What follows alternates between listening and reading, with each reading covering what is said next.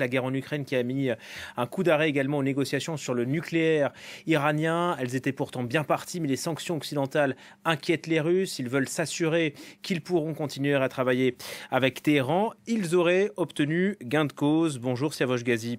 On vous retrouve à Téhéran. La Russie a reçu des garanties. L'accord est donc en bonne voie? Alors, effectivement, c'est ce qu'a déclaré Sergei Lavrov après avoir rencontré le ministre iranien des Affaires étrangères qui se trouve actuellement à Moscou. Il a affirmé que Moscou avait obtenu des garanties de la part des États-Unis de pouvoir bénéficier des retombées de l'accord nucléaire une fois qu'il sera conclu entre l'Iran et les grandes puissances.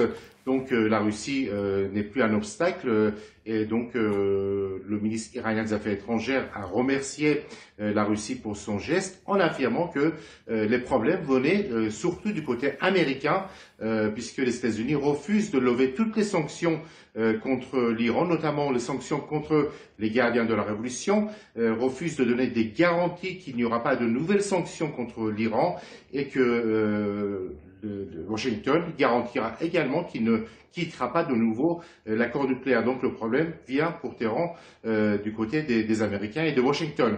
D'ailleurs, Sergei Lavrov a annoncé que les deux pays, l'Iran et la Russie, ont commencé à travailler sur un accord de coopération entre les deux pays et que par ailleurs, ils avaient entamé donc les préparations pour l'adhésion de l'Iran au groupe de coopération de Shanghai qui comprend la Russie, la Chine, l'Inde et d'autres pays d'Asie, notamment d'Asie centrale.